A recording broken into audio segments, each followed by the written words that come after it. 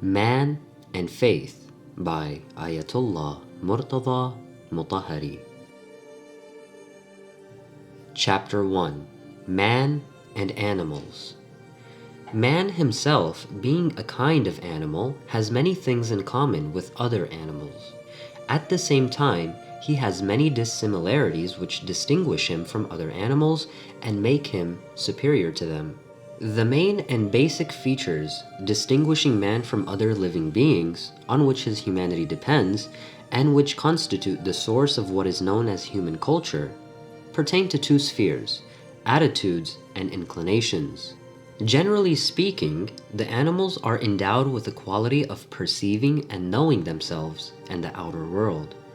And in the light of this knowledge, they strive to secure what they want and desire.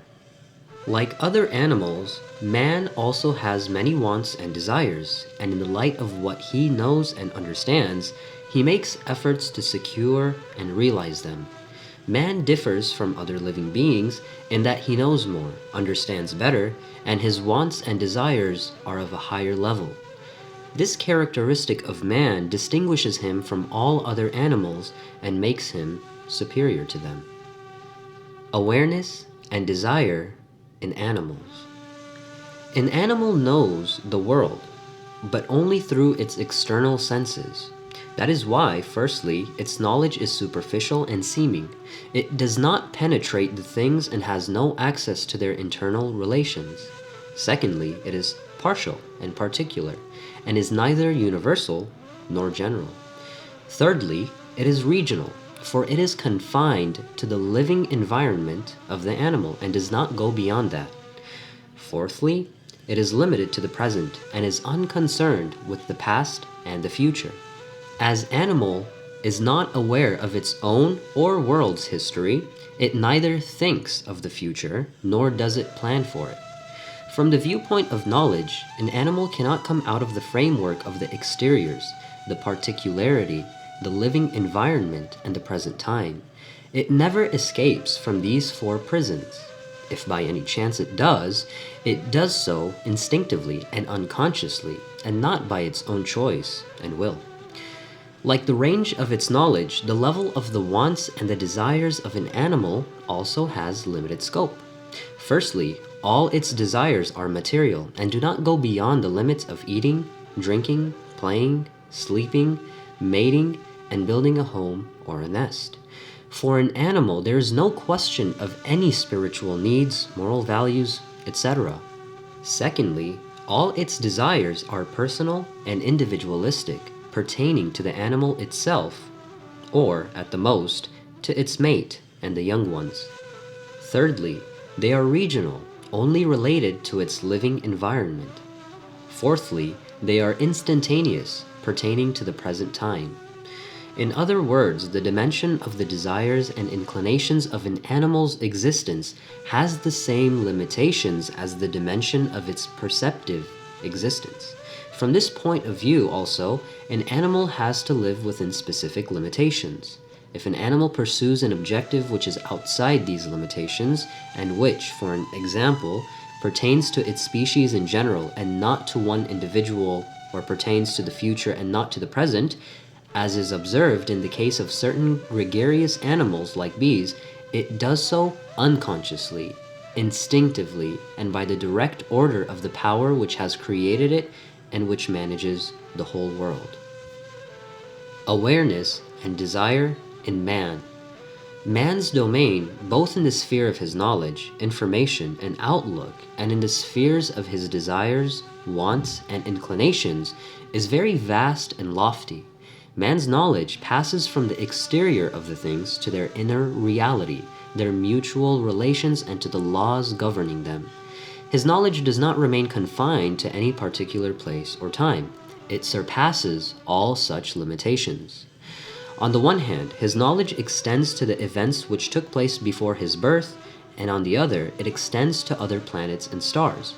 He gets acquainted with his past as well as his future.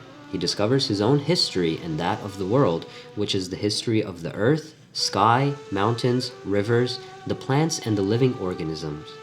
Not only he thinks of the remote future, but also applies his thought to infinities and eternities, some of which he recognizes. Man goes a step further from identifying the individuality and particularity, and with a view to control nature, discovers universal rules and general truths prevailing in the world. From the viewpoint of his ambitions and aspirations also, man holds an outstanding position, for he is an aspiring, high-thinking, and idealistic being.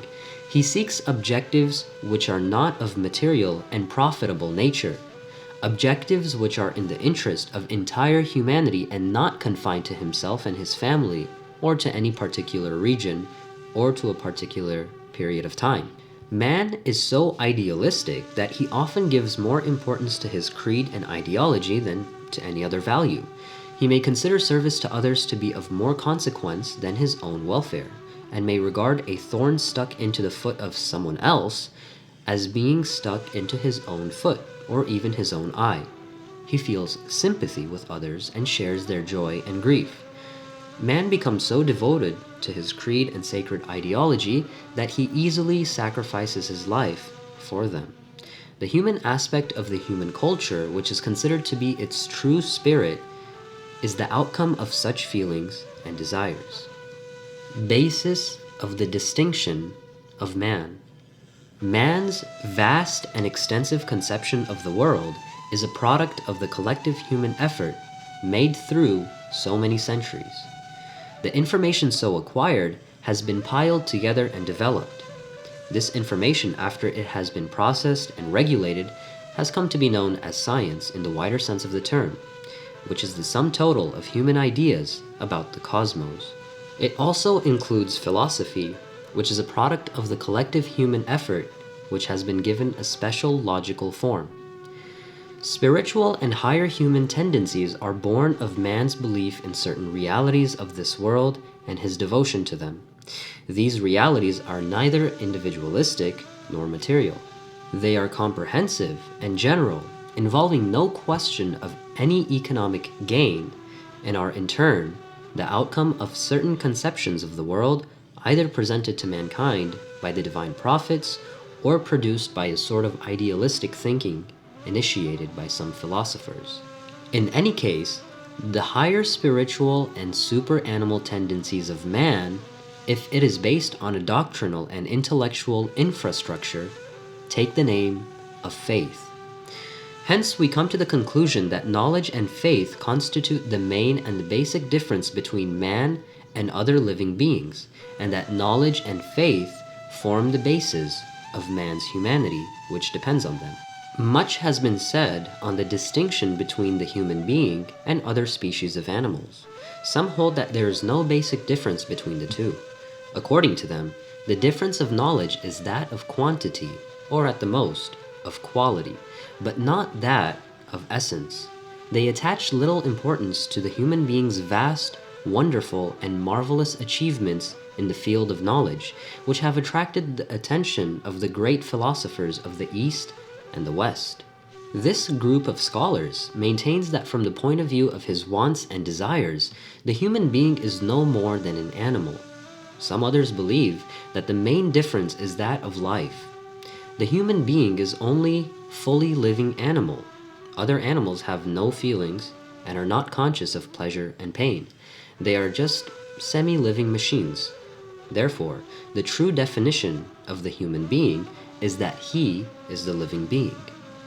Other thinkers do not believe that, and maintain that there are basic differences between other living beings and the human being. It appears that each group of these scholars has concentrated on one human characteristic and distinction. That is why man has been defined in so many different ways.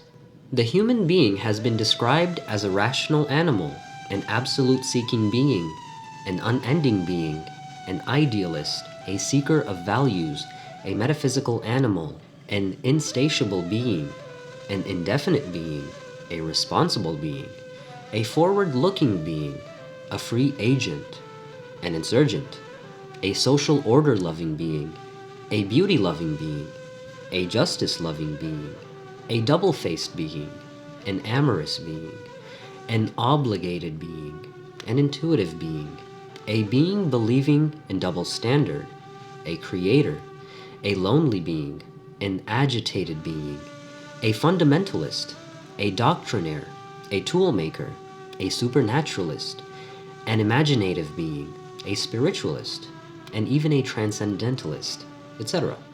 Obviously, each of these descriptions is true in itself, but if we want to find out an expression inclusive of all the basic distinctions, then we should say that man is an animal endowed with knowledge and faith. Is humanity a superstructure? We know that man is a sort of animal. He has many things in common with other animals, but he has many distinctive features also. Because of his similarities and dissimilarities with other animals, man has a double life, an animal life and a human life, or in other words, a material life and a cultural life. Here, a question arises. What is the relation between man's humanity and his animality, his human life and his animal life? Is one of these qualities of primary importance and the other of only secondary? Is one of these the basis and the other only a reflection of it? Is one of these the infrastructure and the other the superstructure? Is the material life the infrastructure and the cultural life the superstructure? Is the animality of man the infrastructure and the cultural life the superstructure? Is the animality of man the infrastructure and his humanity the superstructure?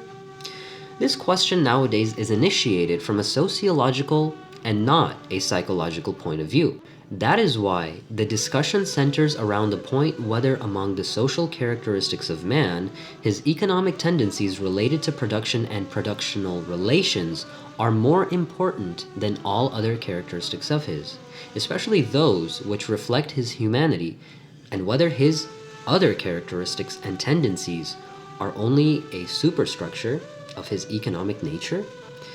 Another interconnected question is whether it is true that science, philosophy, literature, religion, law, ethics, and art of every age are only a manifestation of the economic relations of that age and have no intrinsic value of their own.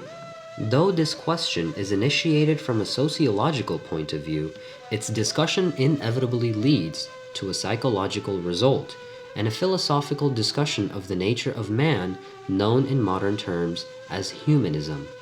Generally, the conclusion drawn is that humanity of man is of no importance. What is important is his animality only. In other words, the view of those who deny the existence of any basic difference between the human being and animal is supported.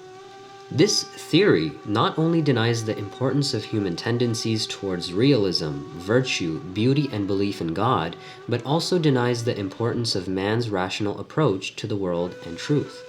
It may be pointed out that no approach can be neutral. Every approach inevitably represents a certain material outlook. It is surprising that some of the schools that support the theory that man is basically an animal simultaneously talk of humanity and humanism also. The fact is that the evolutionary march of man begins from his animality and proceeds towards the highest point of humanity. This principle applies to individuals as well as to society. In the beginning of his existence, the human being is no more than a material organism. With a basic evolutionary movement, he is changed into a spiritual substance. The human spirit is born in the lap of the human body and then attains independence. Animality of man is the nest in which his humanity develops and matures. It is a characteristic of evolution that the more a developing being evolves, the more that being becomes independent, self-existing, and effective, and the more it influences its environment. As the humanity of the human being develops, it makes an advance towards independence and gains control of all other aspects. This is true both in the case of an individual and that of a society. A developed individual controls both his internal and external environment.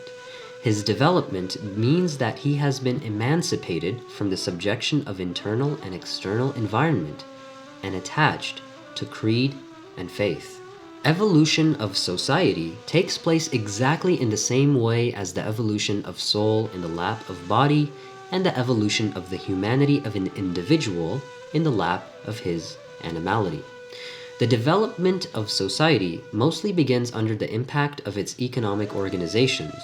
The cultural and spiritual aspects of society are tantamount to its soul.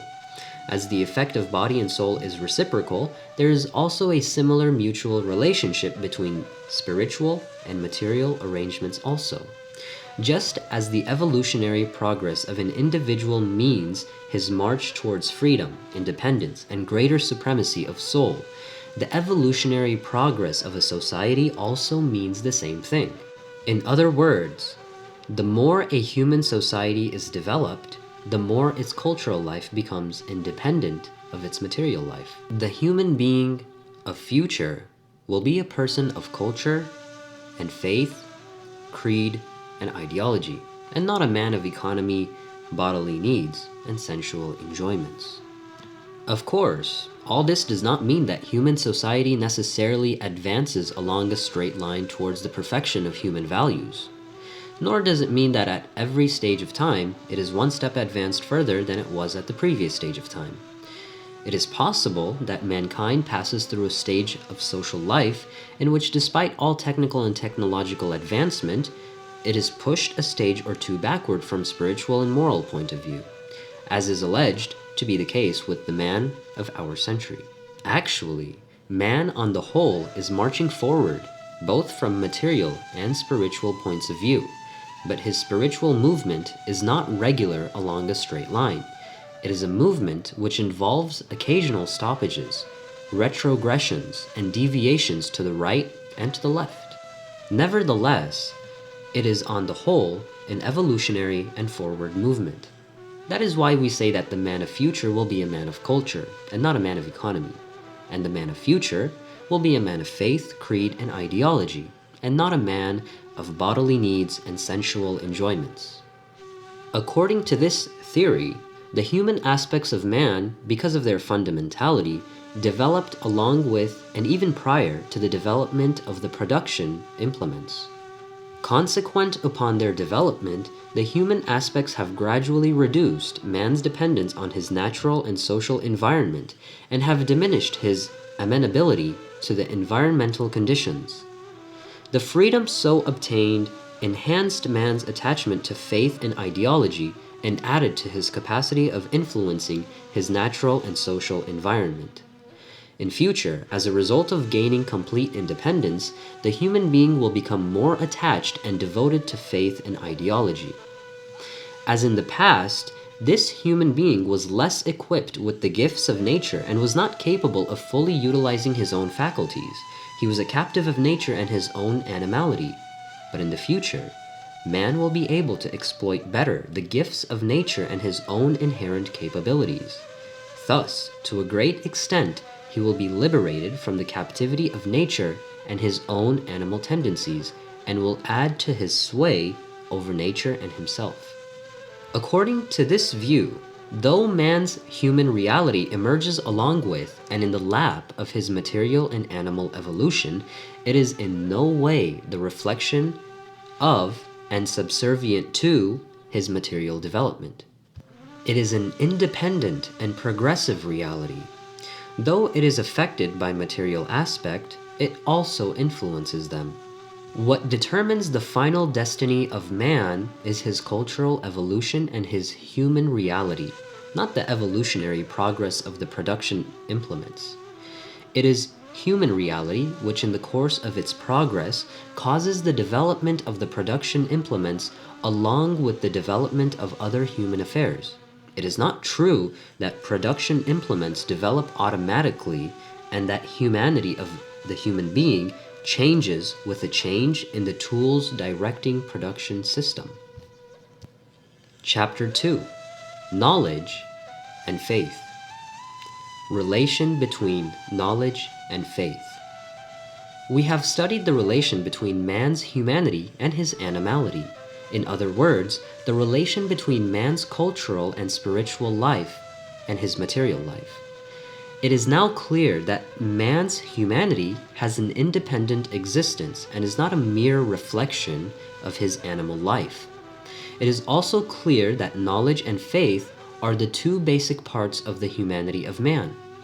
Now, let us see what mutual relation these two facets of humanity have or can have. Unfortunately, certain parts of the Old Testament have in the Christian world created an idea of contradiction between knowledge and faith. This idea, which has cost dearly to knowledge and faith both, has its root in the book of Genesis of the Old Testament. Narrating the story of Adam and the forbidden tree, the book of Genesis, chapter 2, verses 16 and 17 says, "And the Lord commanded the man, saying, Of every tree of the garden thou may freely eat, but of the tree of knowledge of good and evil thou shalt not eat it. For in the day that thou eat thereof, thou shalt surely die." In the chapter 3, verses 1 to 7, it says, "Now the serpent was more subtle than any beast of the field which the Lord God had made. And he said unto the woman, Yea, hath God said, You shall not eat of every tree of the garden? And the woman said unto the serpent, We may eat of the fruit of the trees of the garden. But of the fruit of the tree which is in the midst of the garden, God has said, You shall not eat of it, neither shall you touch it, lest you die. And the serpent said unto the woman, You shall not surely, for God does know that in the day you eat thereof, then your eyes shall be opened, and you shall be as gods, knowing good and evil. And when the woman saw that the tree was good for food, and that it was pleasant to the eyes, and a tree to be desired to make one wise, she took of the fruit thereof, and did eat, and gave also unto her husband with her, and he also did eat. And the eyes of them both were opened, and they knew that they were naked.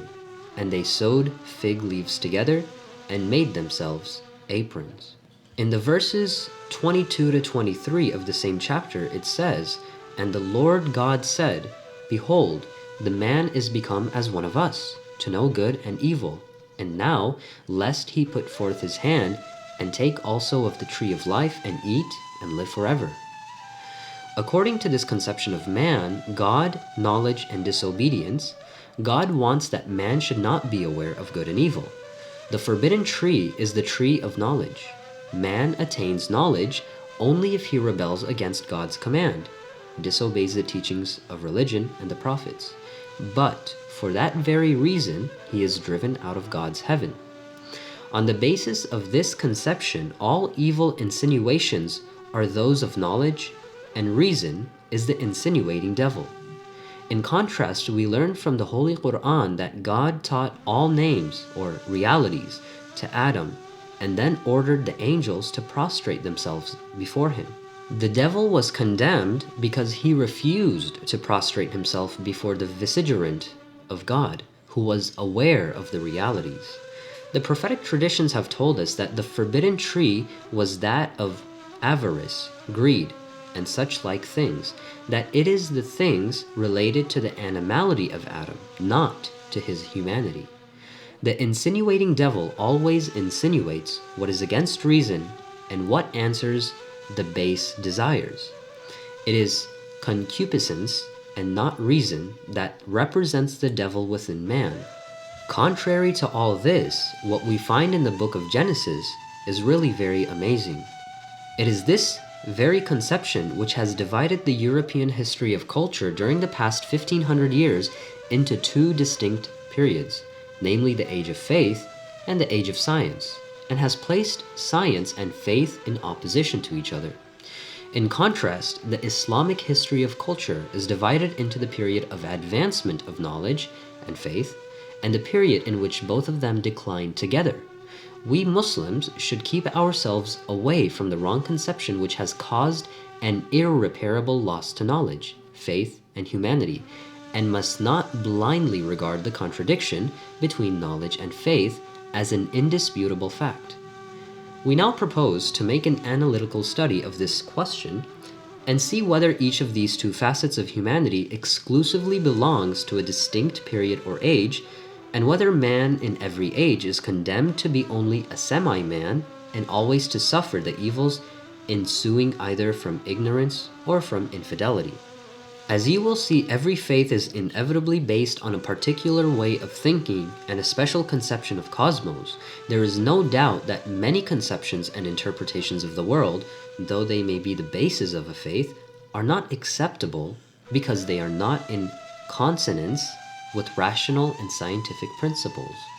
Therefore, the question is whether there exists any conception of the world and interpretation of life which is rational and at the same time fit to be the infrastructure of a felicitous faith.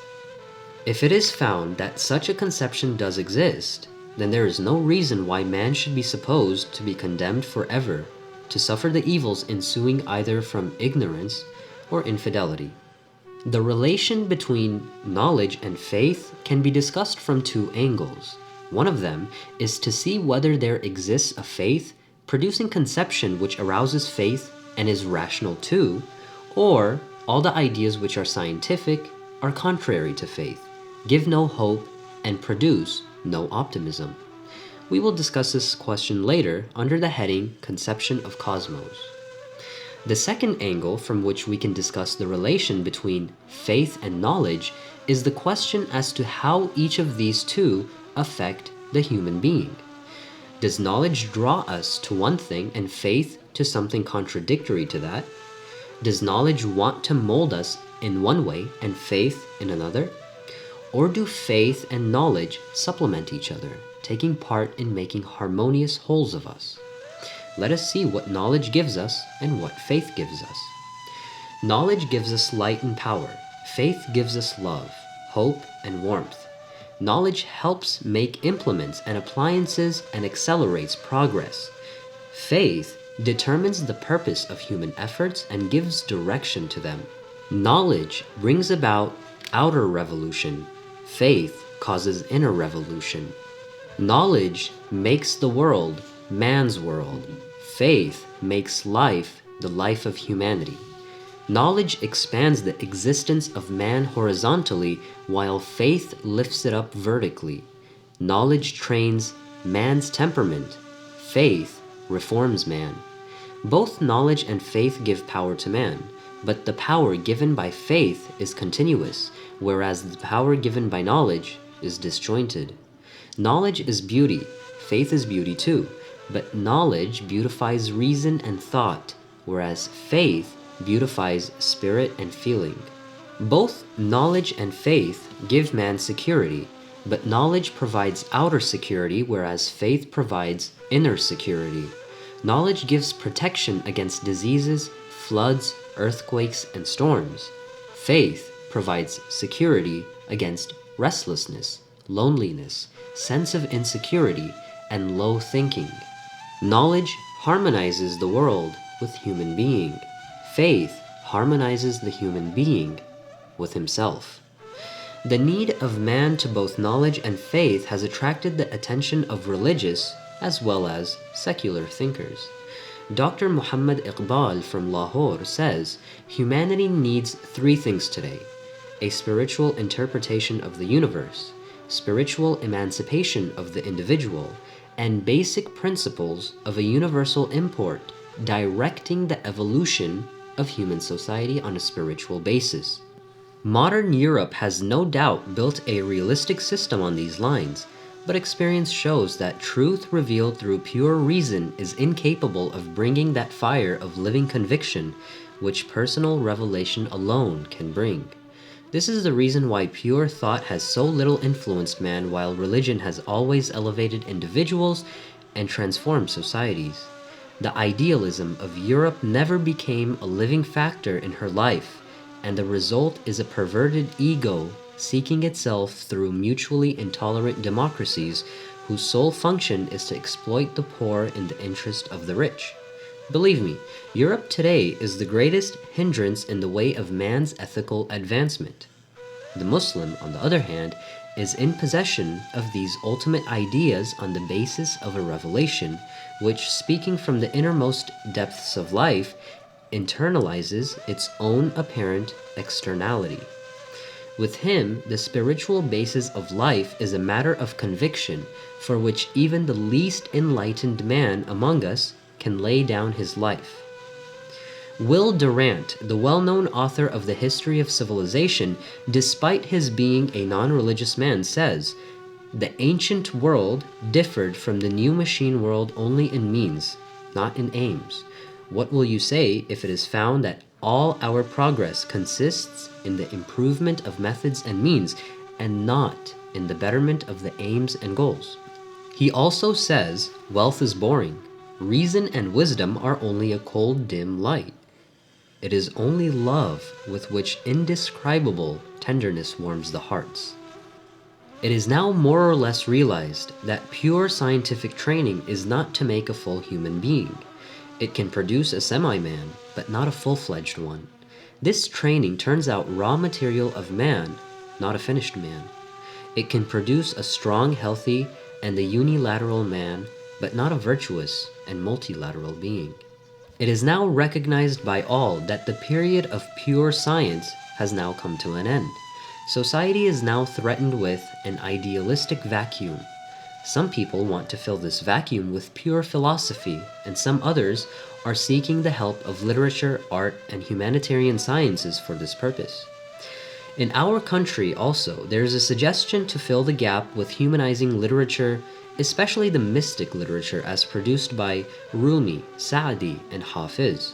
But the proponents of this scheme forget that the literature itself has been inspired by religion and its humanizing spirit, which has made it attractive, and that's a religion which is Islamic. Otherwise, how is it that some modern literature, in spite of its loud claim of being humanistic, is so insipid and lacking in spirit and attractiveness? In fact, the human content of our mystic literature is the result of its Islamic conception of the universe and man. If we take the Islamic spirit out of these masterpieces, nothing but a carcass of them will be left. Will Durant is one of those who have realized the existence of a vacuum. He suggests that literature, philosophy, and art should fill this gap. He says, "The damage done to our schools and colleges is mostly due to the education theory of Spencer, who has defined education as bringing man in harmony with his environment. This definition is lifeless and mechanical, and it stems from the philosophy of the superiority of mechanics. Every creative spirit and brain is averse to it. The result is that our schools and colleges have been filled with theoretical and mechanical sciences and have remained devoid of such subjects such as literature, history, philosophy, and art, which are being considered to be useless. An education which is purely scientific can produce nothing except tools. It alienates man from beauty and estranges him from wisdom. It would have been better for the world if Spencer had not written a book." It is very surprising that, though Will Durant admits that this vacuum is in the first place an idealistic one, resulting from a sort of wrong thinking and lack of faith in human aims and goals, he is still of the opinion that the problem can be solved by anything non-material, though it may be merely imaginative. He thinks that occupation with history, art, beauty, poetry, and music can fill a vacuum originating from the depths of man's instinct of looking for an ideal and seeking perfection. Can knowledge and faith take the place of each other? We have learned that there is no contradiction between faith and knowledge. They rather supplement each other. Now there arises one more question. Is it possible that they fill the place of each other? The question does not need to be answered elaborately, for we already know the respective roles of faith and knowledge. It is evident that knowledge cannot take the place of faith, which gives love and hope, besides light and power. Faith elevates our desires, and in addition to helping us in realizing our aims and objects, it also removes the element of selfishness and individualism from our desires and ideals, and puts them on the basis of love and spiritual and moral relations. Besides being a tool in our hands, it basically changes our essence. Similarly, faith also cannot fill the place of knowledge, which makes us familiar with nature, reveals its laws to us, and makes us aware of ourselves. Historical experience has shown that separation between knowledge and faith has caused irreparable losses. Faith should be identified in the light of knowledge, which saves it from being mixed up with myths. Faith without knowledge ends in stagnation and blind prejudice and can achieve no purpose. Where there is no knowledge, faith of the believer becomes a tool in the hands of the clever hypocrites. We saw an example of this contingency in the case of the Khawarij, or the Kharijites, of the early Islamic era. Other examples in various forms we have seen in later periods and are still seeing. Knowledge without faith is a sharp sword in the hand of a drunken brute. It is a lamp in the hand of a thief to help him pick up the best artifacts at midnight. That is why there is no difference, not even the least of difference, in the nature and conduct of the faithless man of today who has knowledge, and the faithless man of yesterday who had no knowledge. After all, what is the difference between the Churchills, Johnsons, Nixons, and Stalins of today and the Pharaohs, Genghis Khans, and Attilas of the past? It may be said that as knowledge is light as well as power, it has no special and exclusive application to the external world. It illuminates our internal world also, and consequently gives us power to change it. Therefore, knowledge can make the world and man both. It can perform its own task, that is, world-making, as well as the task of belief, or man-making. Is that all this is true, but the basic point is that knowledge is a sort of implement, and its use depends on the willpower of man. Whatever man does, he can do that in a better way with the help of knowledge. That is why we say that knowledge is helpful in securing objectives and traversing the path that the human being chooses for himself. It is obvious that implements are used for achieving a predetermined goal. Now the question is, on what basis the goal should be determined? As we know, by nature man is an animal. Humanity is his acquired quality. In other words, human talents of man are to be nurtured and promoted gradually in the light of faith. By his nature, man moves towards his animal and selfish objectives, which are material and individualistic. He employs the implements available to him for his purpose. Hence, he is in need of a separate driving force which may neither be his objective nor his tool. He needs a force which may explode him from within and put his hidden talents into action.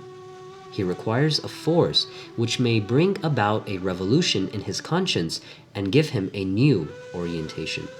This task cannot be performed by discovery and knowledge of the laws governing man and nature. The performance of this task is possible only if the sanctity and importance of certain values are embedded in the soul of man. For this purpose, man must have a number of noble tendencies ensuing from a particular way of thinking and certain conceptions of the universe and man.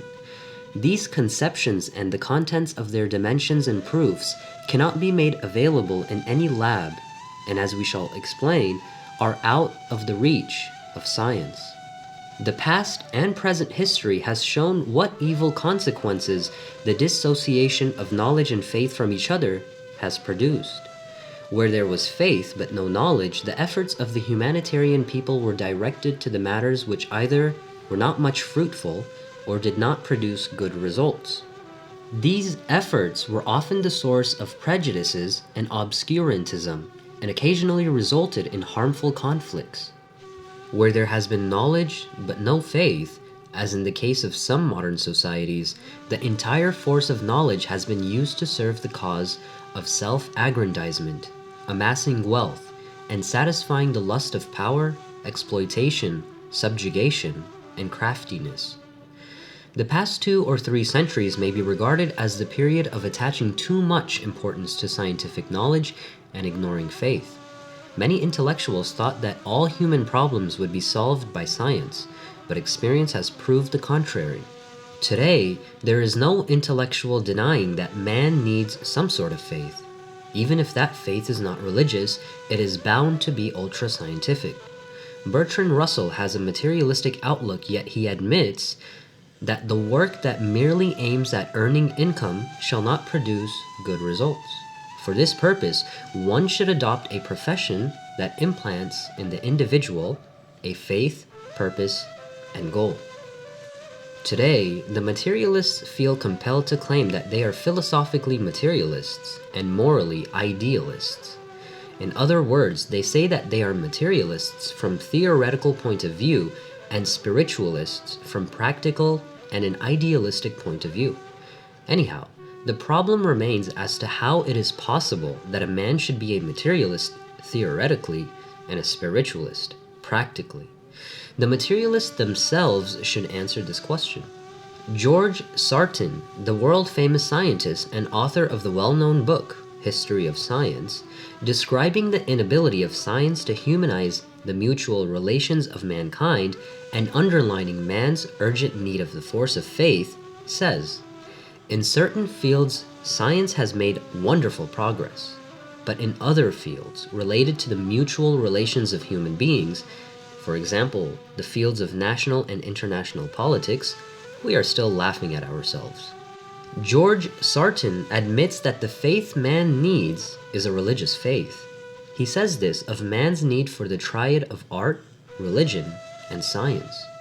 He says that art reveals beauty, it is the joy of life. Religion means love, it is the music of life. Science means truth and reason, therefore, it is the conscience of mankind. We need all of them, art and religion as well as science. Science is absolutely necessary, but it is never sufficient. He says this in the book Six Wings, Men of Science in the Renaissance, page 218. Chapter 3. Religious Faith. The foregoing discussion has made it clear that without having an ideal and faith, man cannot pass a healthy life, nor can he render a fruitful service to humanity and human culture. A man not having an ideal and faith will be submerged in self-seeking, or will be converted into a lifeless robot, groping in the darkness and not knowing his duty in respect of the moral and social questions of life. He will by force show queer reaction to such questions. A man who adheres to a school, an ideology, or faith knows his responsibility clearly. But a man whose responsibility is not made clear by a school or system will pass his life in bewilderment and will sometimes be drawn to this direction and sometimes to that. He will become an incongruous being. In fact, there cannot be two opinions about the necessity of being attached to a definite school or an ideology. It is important to note that it is religious faith alone that can convert a man into a true believer and can suppress his selfishness and self-seeking under the impact of a doctrine and an ideology. Religious faith creates in the individual a sort of unqualified submission so that he can no longer entertain any doubt, even about the most trivial doctrines of his school. He holds his school dear to his heart, regards his life without it as meaningless and absurd, and supports his ideology with zeal and fervor. Distinctions of religious faith. Religious tendencies impel man to make efforts even at the cost of his natural and individualistic feelings. He sometimes sacrifices his life and his social position for the sake of his faith. This is possible only when the ideal of a man attains an aspect of sanctity and gains absolute control of his existence. It is religious faith alone which imparts sanctity to an ideal and imposes its authority on man.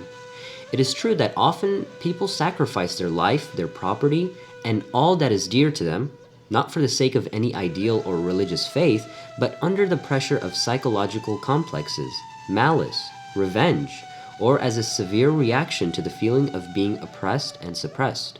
Such cases are common in every part of the world. But there is a difference between a religious and non-religious ideal. As the involvement of religious belief imparts sanctity to an ideal, sacrifices are made for the sake of it most voluntarily and naturally. A task performed voluntarily shows a sort of choice, but a task performed under the influence of complexes and perturbing inner pressures means a sort of explosion. Evidently, there is a vast difference between the two. Furthermore, should the world conception of a man be purely material and based exclusively on perceptible or sensible realities, he will find every kind of social and human idealism contrary to those perceptible realities of his relations with the world as felt by him on any particular occasion. The American psychologist and philosopher of the early 20th century, William James, says, "The outcome of a perceptional conception is only selfishness, not idealism. Idealization will not go beyond the limits of fantasy if it is not based on a world conception whose logical result is the ideal in question. Man should make a world of his own ideas consisting of the realities existing within himself and live with it happily. Anyhow, if idealism stems from a religious belief, it will be based on a conception of the world, the logical result of which will be the espousal of social ideas. Religious faith is a sort of friendly relationship between the human being and the world, or in other words, a sort of harmony between man and universal ideals. In contrast, non-religious beliefs and ideals are a sort of breaking away from the external world and building an imaginary world which in no way finds any support from the former." Religious belief not only prescribes for man a number of duties irrespective of his natural inclinations, but also completely changes his view about the world, in the structure of which he begins to discern new elements. The dry, cold, mechanical, and material world is transformed into a living and conscious world. Religious belief changes man's impression about the universe and the creation. William James also says, "The world which the religious thinking presents to us is not only this very material world in a changed form, but also includes many features of which a materialist cannot think." This is found in Psychoanalysis and Religion, the book, page 508. Besides all this, every human being has an innate tendency to believe in truth and sacred and adorable realities. Man has many hidden capabilities ready to be fostered and promoted. All his inclinations are not material. He has spiritual tendencies, so which are innate and not acquired. This is a fact which is supported by science. William James also says, "Let any number of our motives and incentives have their source in this world, but as most of our desires and inclinations are not in keeping with any material calculations, it is evident that they spring from the metaphysical world." And you can also find this in that same book, Psychoanalysis and Religion, page 508. As spiritual inclinations do exist, they should be fostered and fostered well, and also very carefully. Otherwise, they are likely to deviate from the right course and cause irreparable loss. Another psychologist, Erich Fromm, says, "There is none who is not in need of a religion and does not want limits for his orientation and a subject for his pastime. A man himself may not distinguish between his religious and non-religious beliefs, and may believe that he has no religion.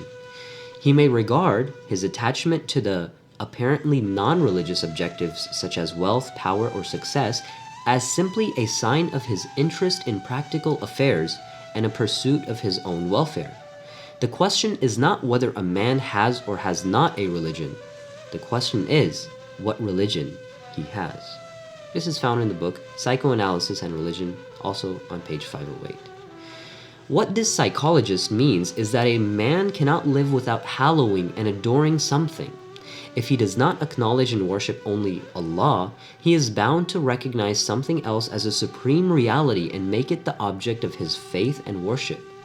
As man is in need of an ideal and a faith, and by his instinct seeks something which he may hallow and adore, the only way open to us is to augment our religious faith, which is the only faith that can really bring man under its sway. The Holy Quran is the first book which has described religious faith as a sort of concord between man and the entire creation. In Surah 3, verse 83, it states, "Do they seek anything other than the religion of Allah? But to Him submits whosoever is in the heavens and the earth." The Holy Quran has also described religious faith as part of the innate nature of man. In Surah 30, verse 30, the Quran states, Be devoted to the upright religion, that is, the nature on which Allah has created human beings. Effects and advantages of faith. We have already referred to the effects of a religious faith, but in order to explain the advantages of this valuable asset of life and a spiritual wealth in a better way, we propose to discuss them more elaborately. The famous Russian writer and philosopher Tolstoy says, "Faith is that thing with which people live." An Iranian poet and thinker, Hakim Nasir Khosrow, addressing his son, says, "I have turned to religion because to me the world without faith is like a prison. I would never like the domain of my heart to be ruined." Religious faith has many pleasant effects. It creates happiness and delight, promotes better social relations, and reduces and relieves worries which are an essential feature of this world. Now let us explain the effects of religious faith from all these three angles. Number 1. Happiness and delight. Optimism is the first effect of religious faith from the viewpoint of creation of happiness and delight. A faithful man is optimistic about the world, the life, and the creation. Religious belief gives a particular shape to man's attitude towards the world. As religion maintains that creation has a goal and that its goal is nothing but betterment and evolution, naturally, religious faith and belief affects the outlook of man and makes him optimistic about the system of the universe and the laws that govern it. The attitude of a faithful man to the universe is similar to the attitude of a man living in a country about which he is sure that its systems, laws, and formations are just and fair, that those who are at the helm of its affairs are sincere and well-intentioned, and that in its opportunities of making advancement are available to everyone, including himself. Such a man will naturally maintain that the only thing which may keep him or anyone else backward is the lethargy and inexperience of the person concerned, and that he and all others owe a responsibility and are required to do their duty. A faithful man will hold himself responsible for his backwardness and will not blame his country and its administration for that. He believes that if there is anything wrong, that is because he and others like him have failed to discharge their duty properly. This feeling will naturally arouse his sense of self-respect and impel him to move forward hopefully. On the contrast, though, a disbeliever is in the universe like a man living in a country about which he believes that its systems, laws, and formations are unjust and corrupt, and that he has to accept them against his will. The heart of such a man will always be full of malice. He will never think of improving himself. He will think that where everything is wrong, his own uprightness will be of no use at all. Such a man will never really enjoy the world. For him, the world will always be like a dreadful prison, and that is why the Quran says in Surah 20, verse 124, "He who turns away from remembering me, his life will be burdensome." Indeed, it is faith which expands our life internally and saves us from the pressure of spiritual factors. From the viewpoint of the creation of happiness and delight, the second effect of religious faith is the illumination of heart. As man sees the world illuminated by the light of truth, his heart and soul are also illuminated. Faith is a lamp which illuminates his inmost. In contrast, a disbeliever finds the world dark, dingy, and meaningless, and as a result, his own heart remains dark in this supposedly dark world of his. The third effect of religious faith from the angle of happiness and delight is the expectation that good efforts produce good results. From purely material point of view, the world is indifferent as to who goes along the right path and the just path, and who goes along the wrong path and the unjust path. The result of a deed depends only on one thing, namely the amount of the effort put in. But according to the viewpoint of a faithful man, the world is not indifferent and neutral in regard to the effort of those who do what is right and those who do wrong. The world's reaction to the effort of these two groups is not the same. The system of the creation supports those who make efforts for the cause of truth, justice, and integrity. The Holy Quran says in Surah 47, verse 7, "If you help Allah, He will help you. And in Surah Tawbah, or Surah 9, verse 120, and also in Surah 11, verse 115, it states, God does not deprive the righteous of their reward. The fourth effect of religious faith from the viewpoint of the creation of happiness and delight is mental satisfaction. Man by nature seeks success, and the very idea of achieving it delights his heart. The apprehension of dark future frightens him and disturbs his peace. There are two things which can make man happy and satisfied. Number one, effort, and number two, satisfaction in regard to the conditions prevailing in his environment. The success of a student depends on two things. Firstly, his own effort. Secondly, the suitability of the atmosphere of the school and the encouragement he receives from the school authorities. If a hard-working student has no confidence in the atmosphere of his school and in his examiners, he will all the year round be apprehensive of an unfair treatment and will be seized by a sense of anxiety. The human being knows his duty to himself. This aspect does not cause him any worry because what disturbs a man is a sense of doubt and uncertainty. The human being is sure about all that concerns himself. What disturbs him and is not clear to him is his duty to the world. The question which perturb him most are good deeds of any use? Do truth and honesty serve any useful purpose? Is deprivation the end of doing one's duty? These are the questions which cause anxiety and concern in the most dreadful form. Religious faith restores man's confidence in the world and allays his distrust about its behavior towards him. That is why we say that one of the effects of religious faith is mental peace. Another effect of religious faith from the angle of delight and happiness is the better enjoyment of the pleasures known as spiritual pleasures. There are two types of pleasures that man can feel. Those of the first type are related to one of the five senses and are felt as the result of a contact between an organ of human body and an external object. The eye gets pleasure through seeing, the ear through hearing, the mouth through tasting, and the sense of touch through touching. The other types of pleasures are those which are related to the spirit and the inner senses of man. They have no connection with any particular organ and are not obtained through contact with any external object. Such is the case with the pleasures which one gets from doing good or rendering service to others, from enjoying respect and popularity, or from one's success or the success of one's child. These pleasures are neither especially related to any organ, nor are they under the direct influence of any external and material factor. Spiritual pleasures are stronger and more lasting than any material pleasure. The pleasure which the true worshippers of God get from their worship, which they perform with humility and in which they are fully absorbed in, is of this nature. In the language of religion, it has been described as the taste of faith and the flavor of faith. Faith has a flavor which is better than and superior to every other flavor. Spiritual pleasure is enhanced when a virtuous act such as the acquisition of knowledge or rendering service to others is performed, or success is achieved in a task actuated by religious sense. Any act which is performed for the sake of God is an act of worship and is pleasurable. Number 2. Role of faith in the improvement of social relations. Like some other animals, man is gregarious. No individual can by himself meet all his needs. It is essential that life should be led on somewhat cooperative basis.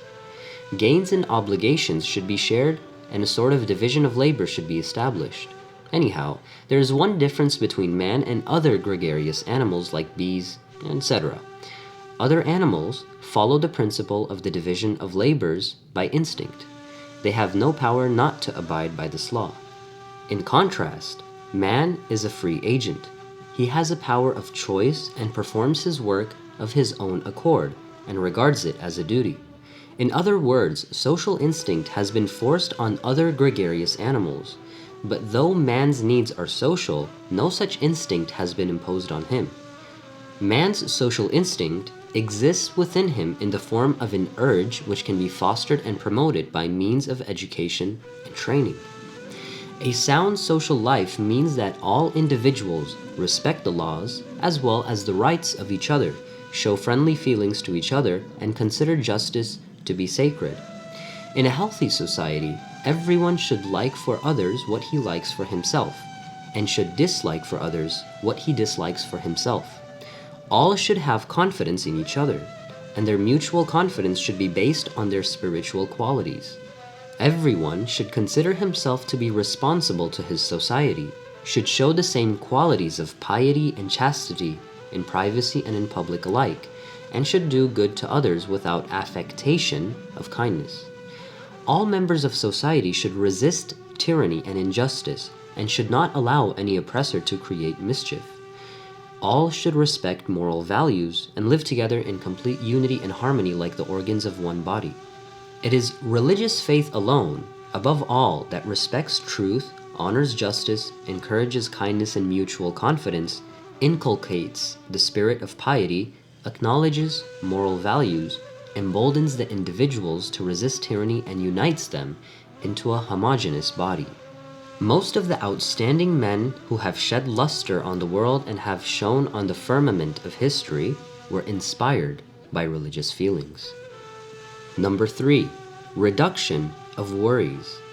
Human life consists of success and achievement, joy and delights, as well as failures, afflictions, grief, and worries. Many afflictions and failures can be forestalled or remedied, though only after considerable effort. Evidently, it is man's responsibility to fight nature and convert the misfortunes of life into good fortunes. Anyhow, many of the bitter events cannot be forestalled, nor can they be counteracted. For example, take the case of old age. One has to become gradually aged and to advance towards decay. Old age, debility, and concomitant diseases and disabilities make the life of an aged man difficult. Fear of death and the apprehension of leaving the world to others is always painful. Religious faith creates in man a power of resistance and makes the bitterness of life sweet. A faithful man knows that everything in this world has a method. Should it not be possible for him to get rid of the bitterness of life, he would be compensated by God in some other way, provided that he shows right reaction to his misfortune. To the faithful and pious man, old age is pleasant and more enjoyable than young age for 2 reasons. Firstly, he does not believe old age to be the end of everything, and secondly, he spends all his spare time with great relish in adoring and remembering God. The attitude of a faithful man to death is different from that of a disbeliever. To a faithful man, death does not mean annihilation and total destruction. It is only shifting from the transient and the little world to the everlasting and the big world. Death is moving from the world of action to the world of obtaining results. As such, a faithful man counteracts his fear of death by engaging himself in good deeds called by religion as good work. It is admitted as an indisputable fact by the psychiatrists that most of the psychic diseases resulting from mental worries and bitterness of life are more commonly found among the non-religious people. The religious men, having strong faith, are comparatively immune from these ailments. A malady of our modern times, which has emerged as the result of the weakening of religious faith, is the increase in the incidence of the psychic and neural diseases. Chapter 4.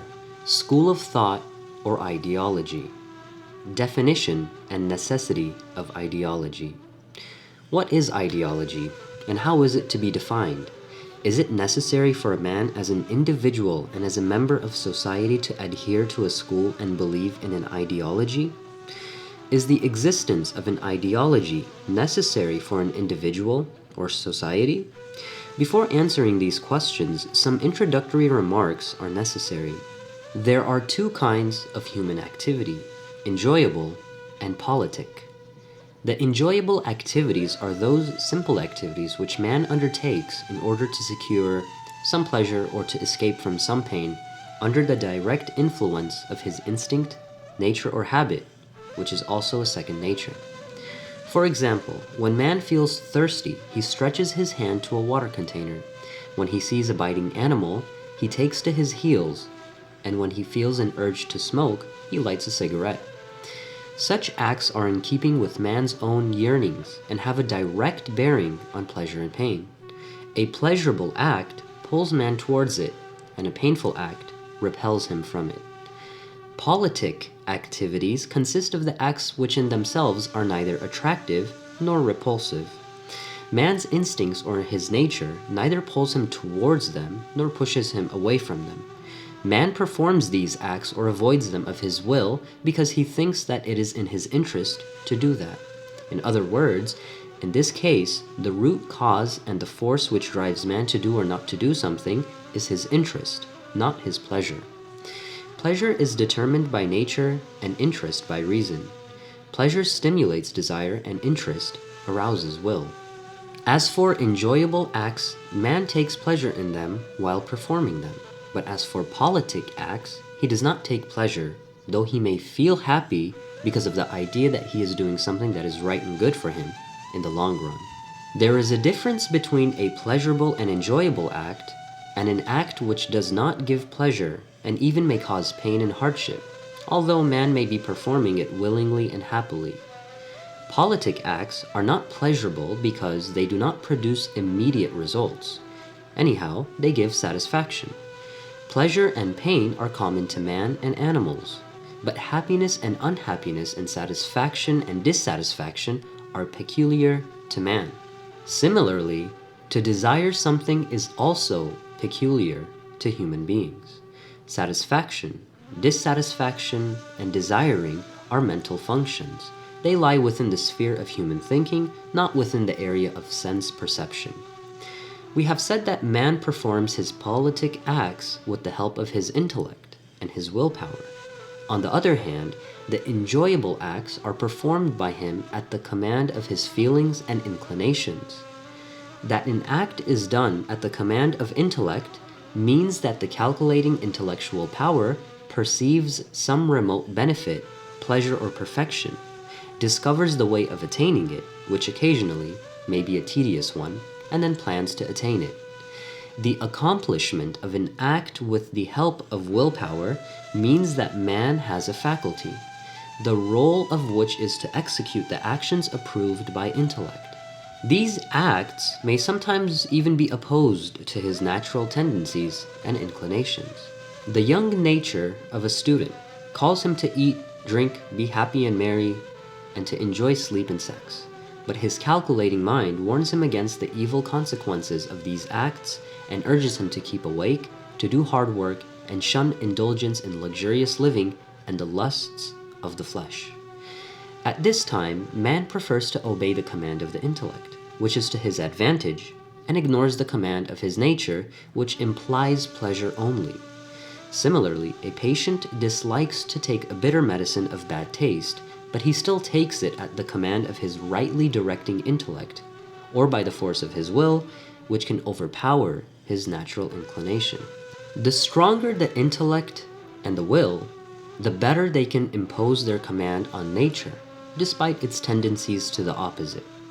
In the course of his politic activities, man at every stage puts into practice some theory or plan.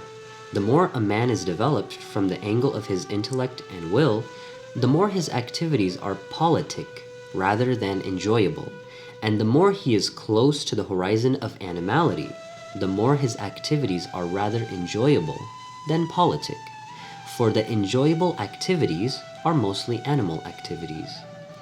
Among animals also, we see certain activities directed to achieve a remote object, such as making nests, migration, mating, and reproduction. But the animals do not carry out these activities consciously and of their own choice after determining what they want to achieve and how it should be achieved. On the other hand, they carry out these activities as a result of compulsory and instinctive inspiration from beyond.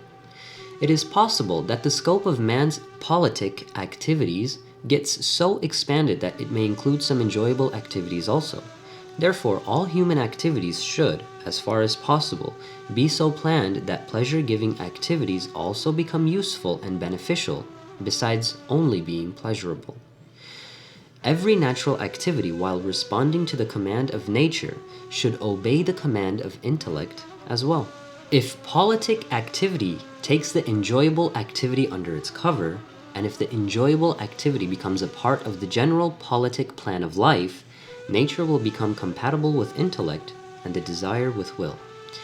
As politic activity revolves around a set of remote objects and aims, it naturally requires a plan, a method, and the selection of means to secure the object. As this activity has an individualistic aspect, for it is planned by an individual for himself, it is individual intellect which determines its methods and means. The choice, of course, depends on one's knowledge, information, and power of judgment. Though politic activity of man is essential for his humanity, it alone, though, whatever be its quality, is not enough to humanize all his activities. It is true that intellect, knowledge, and planning form one half of man's humanity, but yet they are not enough to make human activity human. Human activity can be called human only if, besides being rational and intentional, is in keeping with the higher tendencies of humanity, or at least is not in conflict with them. Otherwise, the worst type of criminal activities are sometimes very cleverly planned and executed. The fiendish imperialist plans bear witness to this fact. In religious terms of Islam, any planning or effort made to secure a material and beastly goal not in keeping with human and religious tendencies is called abominable and fiendish. Politic activity is not necessarily human. If it is beastly, it is far more dangerous than a purely pleasurable activity. For example, an animal, in order to fill its belly, tears another animal or a man into pieces.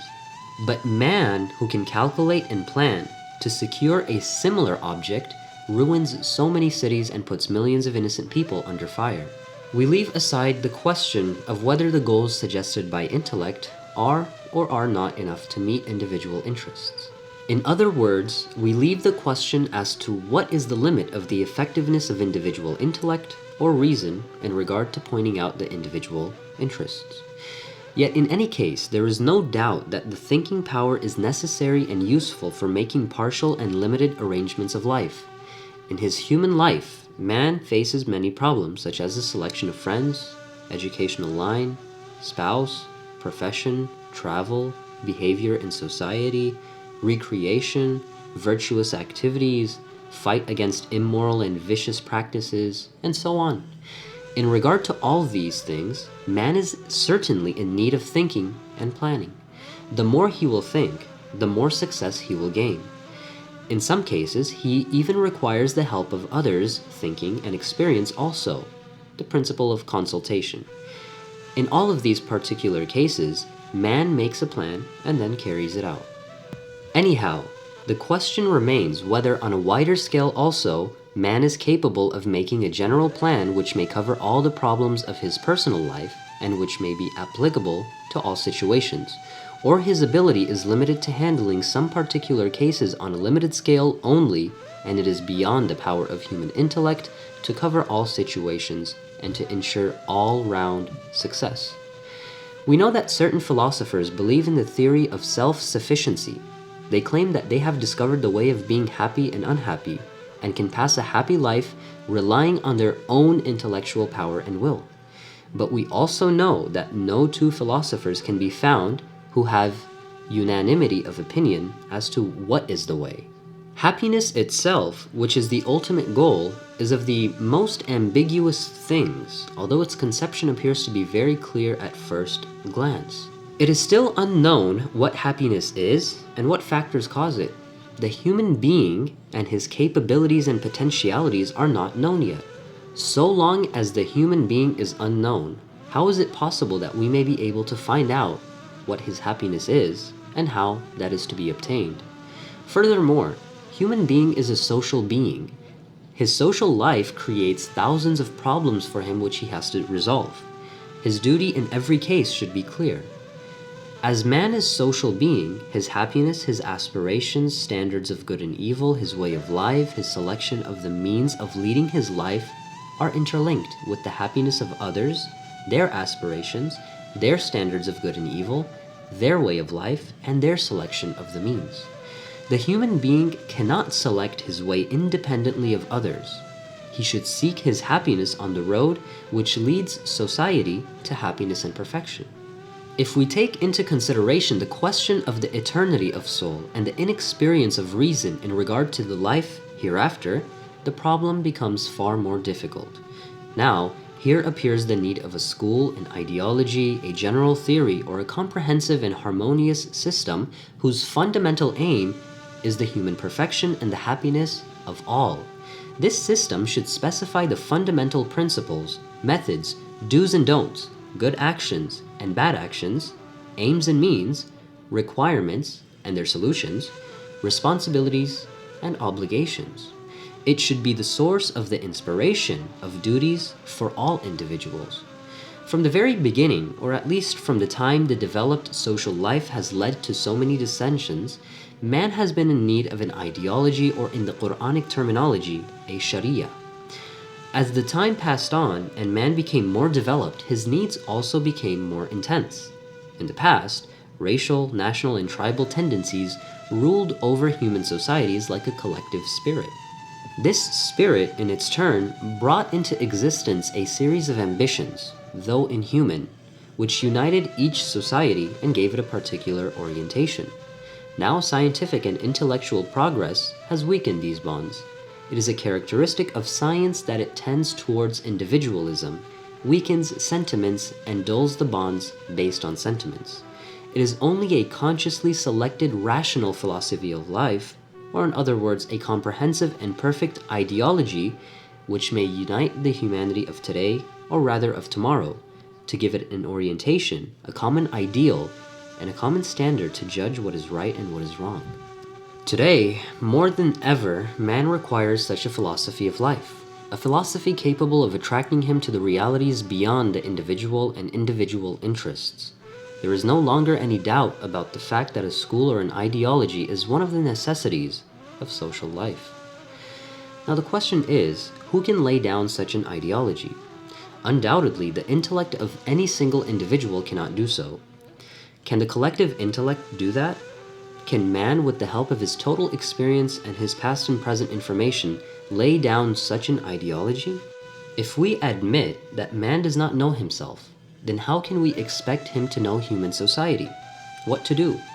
If we have a right conception of the universe and believe that the world has a balanced system and there is nothing wrong or absurd with it, or in it, we must admit that the great creative machinery has not left this big question unattended and has already specified the fundamental outlines of an ideology from a horizon above the horizon of human intellect, that is, from the horizon of revelation.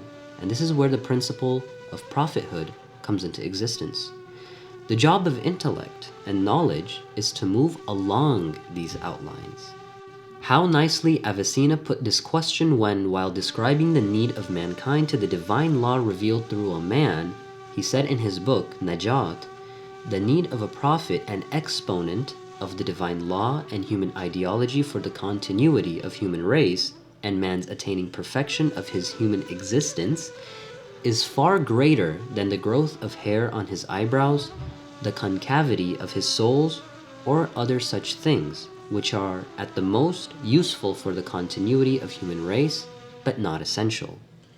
In other words, how can the great creative machinery, which has not left small and superfluous needs unattended, leave the most essential need uncared for? But if we lack the right conception of the universe and creation, we may accept the idea that man has been condemned to bewilderment and error, and any human ideology is no more than an interesting pursuit or pastime. The above discussion not only makes the need of the existence of a school or an ideology clear, but also shows the necessity of an individual's adhesion to it. The true adherence to an ideology means to have faith in it. And evidently, a true faith cannot be imposed by force, nor can it be acquired as a matter of expediency. One can be made to submit to a thing by force, but ideology does not demand submission. It demands faith. It is to be accepted and assimilated. A useful ideology, on the one hand, must be based on a sort of world conception that may convince reason and feed thinking, and on the other hand, must be able to derive attractive goals from its conception of the universe. Conviction and zeal are the two basic elements of faith which go hand in hand and remold the world. However, there are some questions which we must briefly discuss. Their detailed discussion we leave to a better opportunity. Kinds of ideologies. There are two kinds of ideologies: human ideology and class ideology. Human ideology is that which is addressed to all mankind, not to any particular class, race, or community. The proclaimed aim of a human ideology is the emancipation of human race, not of any particular group or class. Its plan covers all strata of society and does not remain confined to any particular stratum or group. Class ideology, in contrast, is addressed to a particular class, group, or stratum of society, and its proclaimed aim is the emancipation or supremacy of a particular group. The plan that it puts forward is confined to that group only, from which alone it recruits its supporters and defenders. Each of these kinds of ideologies is based on a particular conception of man. Every general and human ideology, like Islamic ideology, has the attitude towards the human being which may be called neutral. From Islamic point of view, the human being has been created to be superior to historical and social factors. He has a special existential dimension and has been endowed with high qualities which distinguish him from animals. According to this view, the human being's creative design is such that all human beings have been endowed with a sort of consciousness and intuition, which makes them fit to be addressed and enables them to respond to a call. Human ideologies base their preachings on the natural intuition peculiar to mankind and infuse a spirit of action in man. Some ideologies have a different view of man. According to them, the human species is not fit that a call be addressed to it, nor can it respond to a call. They maintain that the consciousness and the tendencies of man are determined by the historical factors of his national life and the social factors which fire his class status. Should we overlook historical and social factors, then man in the absolute sense has neither consciousness nor any intuitive power, nor is he fit to be called upon to perform a mission. In that case, he will not be a concrete man, and his existence will be merely conceptual. Marxism and similarly national philosophies are based on such a view of man. These philosophies aim at class benefits or are based on national and racial sentiments, or at the most, on national culture. There is no doubt that the ideology of Islam is of the first kind and is based on true nature of the human being. That is why Islam addresses its message to the common people, and not to a particular group or class. Islam was able to draw its supporters practically from all groups, even from those to fight against which it had risen, namely the groups which it termed the luxuriously living. It was a great achievement of Islam that it was able to draw recruits from a class to fight against that very class, and from a group to fight against the interests of that very group, and even to arouse the individual to fight against himself. This is a deed which Islam has performed and is still performing. Islam, being a religion which relies on the innate nature of the human being and infiltrates into the inmost traits of his existence, can arouse the individual to fight and bring about a revolution against himself. This revolution is called penitence. The revolutionary power of a group or class ideology is limited, though, to the instigation of an individual against another individual, or a class against another class, but it cannot persuade an individual to revolutionize himself, nor can it put the inner sentiments and passions of man under his own control. Islam, being a religion, and for that matter the final religion, has come, more than any other religion, to set up a system of social justice. Naturally, it aims at the emancipation of the oppressed and the underprivileged, but it does not direct its message to the oppressed and the underprivileged alone. Islam has not recruited its supporters from this class only. As history bears witness to it, relying on the force of faith and the innate nature of man, Islam has been able to draw its supporters even from among those classes to fight against which it had risen. Islam presents a theory of the triumph of humanity over animality, of knowledge over ignorance, of justice over tyranny, of equality over discrimination, of virtue over depravity, of piety over sensuality, and of monotheism over polytheism. The success of the oppressed people against the tyrants and the despots is a manifestation of this triumph. In consequence of the foregoing discussion, a question arises whether the genuine human culture is of a uniform character, or there exists no human and uniform culture, and all that exists and will exist in future is a series of many cultures, each of them having national, communal, or class characteristics. The question is linked with another question. Has or has not man a genuine and uniform innate nature giving uniformity to human culture?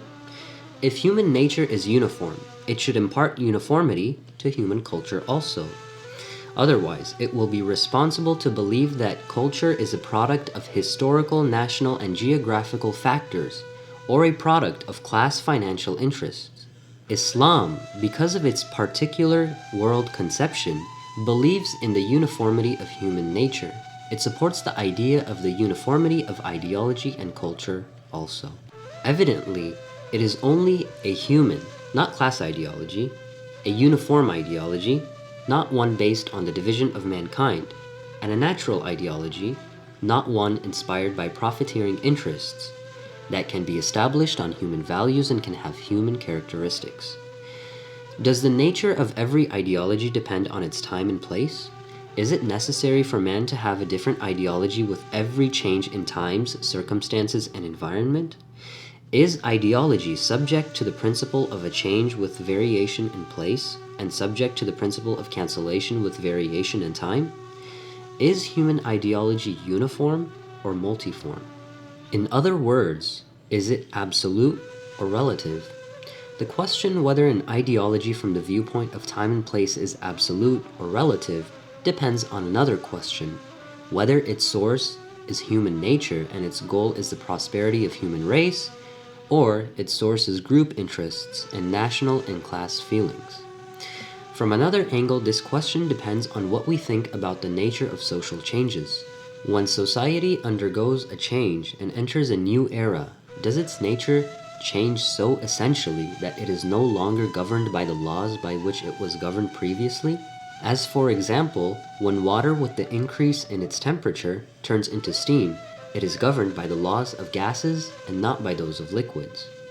Or do we believe that it is not the case with social changes and developments, and that social changes constitute only a stage in evolution of society and does not affect the fundamental laws or the course of evolution, just as we find in the case of animals that as they develop, their way of life changes, but the laws of their development remain fixed and constant.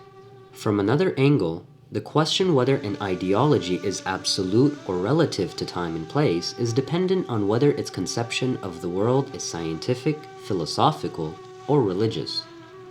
Scientific conception of the world being transient, an ideology based on it cannot be lasting. On the contrary, the philosophical conception of the world is based on self-evident truths, and the religious conception on divine revelation and prophethood. This not being the proper occasion, we skip over the discussion of the pure state of human nature, which is one of the most important topics of Islamic science. Similarly, we skip over the discussion of changes in society. Anyhow, we propose to take up the question of social changes and their relation with pure state of human nature when we discuss the topic of history and society later on. Now, the question is whether an ideology is governed by the principle of constancy or the principle of change.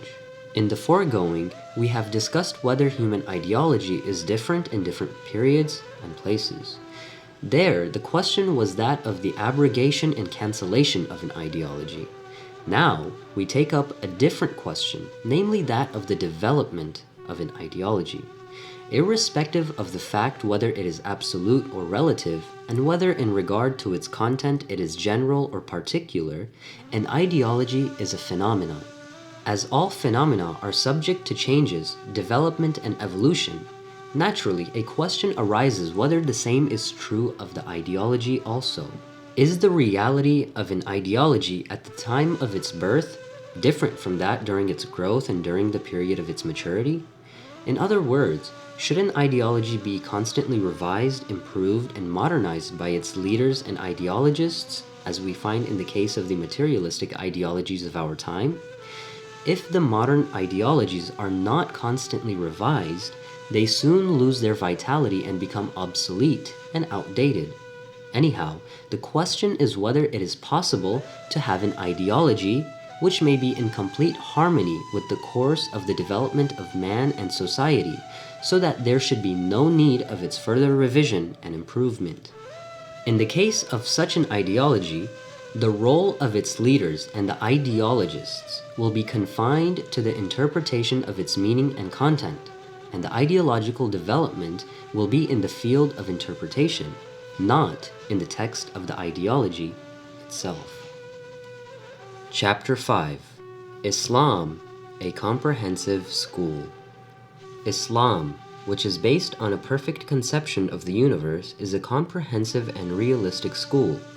In Islam, attention has been paid to all aspects of human needs, whether they are carnal or spiritual, intellectual or sentimental, individualistic or social, and whether they pertain to this world or the next. The series of the Islamic teachings comprises of 3 sections. A. Doctrinal tenets, or fundamental principles in which everyone is required to obtain belief.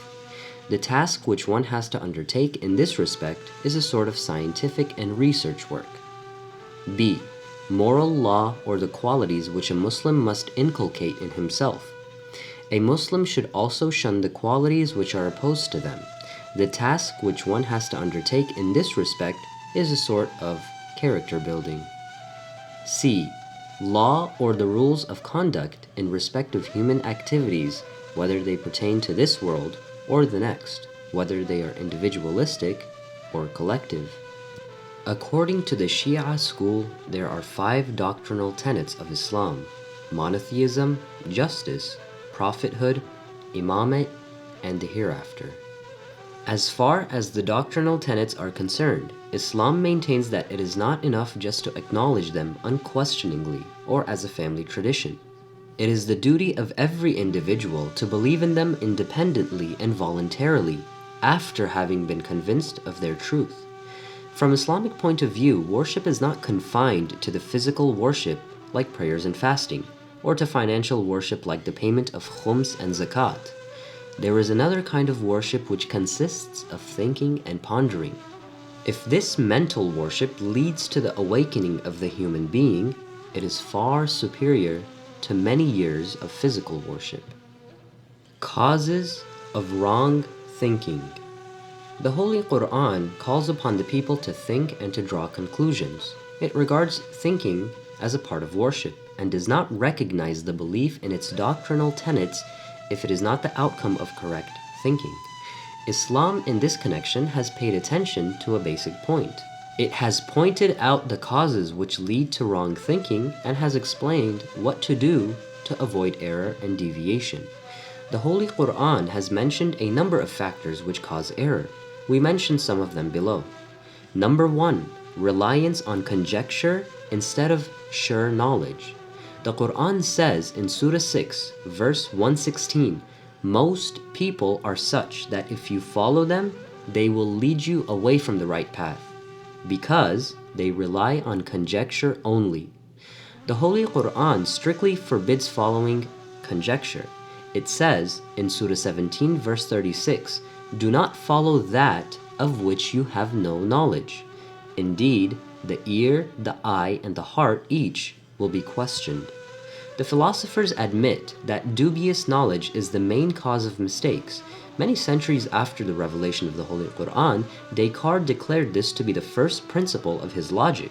He said, "I do not consider anything to be a reality unless it becomes obvious to me.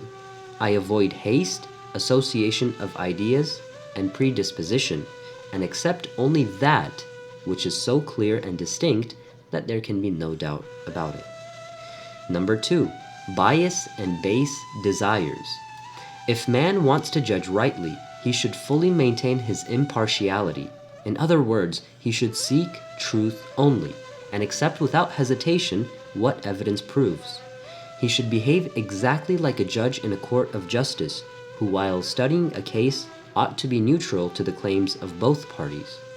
If he is biased towards one party, the arguments in favor of that party will unconsciously attract his attention, and the arguments against it will automatically be missed by him. That is what will mislead the judge. If man is not neutral and his thinking is lopsided, the pointer of his thinking will unconsciously be inclined towards his personal liking and personal desire. That is why the Holy Quran regards the base desires as much a source of error as reliance on a guess and conjecture. It says in Surah 53, verse 23, "They follow but conjecture and that which themselves desire." Number 3, haste. To be able to express an opinion about a question, one should have adequate evidence before him. Unless there is enough evidence, any hasty expression of an opinion is likely to lead to an error.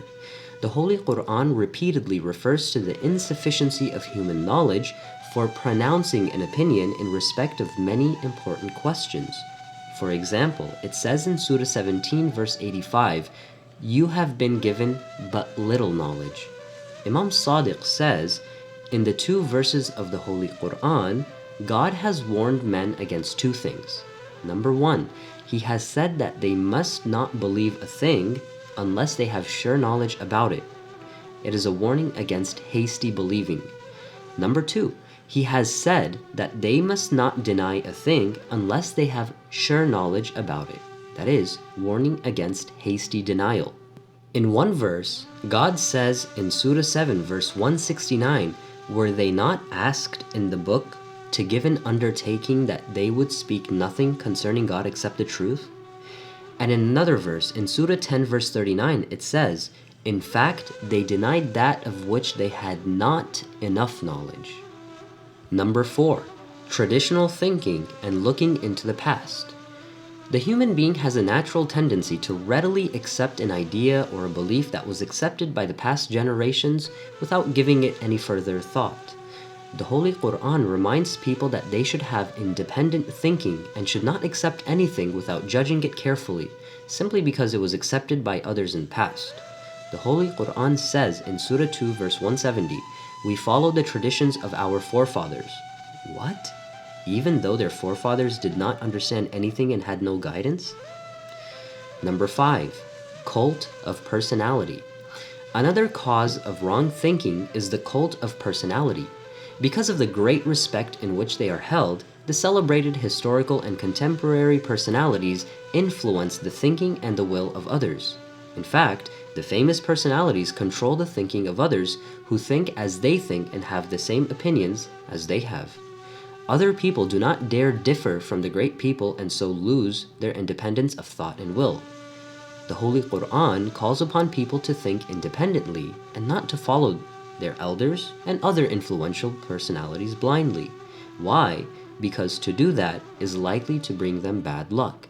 The Quran tells us that the misguided people will be saying on the Day of Judgment in Surah 33, verse 67, "Our Lord, we obeyed our chiefs and great men who misled us from the right path." Chapter 6, Sources of Thoughts in Islam. The Holy Quran, which has urged people to think, not only pointed out the causes of wrong thinking, but has also specified the subjects which are fit to be pondered on and which can be used as sources of knowledge and information. On the whole, Islam is opposed to wasting energy on the question which cannot be investigated, or even if they can be, they are not beneficial to man. The Prophet of Islam has called vain the knowledge, the achieving of which is of no use and the lacking of which causes no harm. On the other hand, Islam has encouraged the knowledge of those subjects which are useful and open to research. The Holy Quran suggests 3 subjects for useful and beneficial thinking: nature, history, and human conscience. Number 1, nature. In many verses scattered throughout the Holy Quran, the natural objects such as the earth, sky, stars, sun, moon, clouds, rain, movement of the wind, sailing of the boats in the sea, plants, animals, and every other thing that man may perceive in his surroundings have been mentioned as subjects fit to think over deeply and to draw a conclusion. As an example, we quote, A Quranic verse in Surah 10 verse 101. Say, behold what is in the heavens and the earth. Number 2. History. There are so many verses in the Holy Quran which invite man to the study of the past peoples and describe such study as a source of knowledge. From the Holy Quran's point of view, all developments of human history take place in accordance with the systematic norms and laws. All historical events involve honor or disgrace, success or failure, good luck or bad luck, have their definite and well-calculated rules. By knowing these rules and laws, current history can be brought under control and can be turned to the advantage of the present generation. Here is one verse as an example. We find in Surah 3 verse 137, different traditions existed in the past. So travel across the land and see the fate of those who denied the revealed truth. Number 3. Human conscience. The Quran mentions human conscience as a special source of knowledge. From the Quranic point of view, the entire creation consists of divine signs and is a key to the discovery of truth. The Quran describes the world outside of man as horizons, and the world inside of him as the self, or selves, and thus instills in him the special importance of human conscience. That is why the term horizons and selves has gained currency in Islamic literature. In Surah 41 verse 53, an example of this is seen where God says, "We shall continue to show them our signs, the heavens of the external world and within themselves, until it becomes clear to them that the Quran is the truth." There is a world-famous sentence of the German philosopher Kant, which is inscribed on his tombstone. It says, "There are two things which greatly excite the admiration of man. One is the starry sky located over our head, and the other is conscience located within us." This concludes the book Man and Faith, written by Ayatollah Murtadha Mutahhari.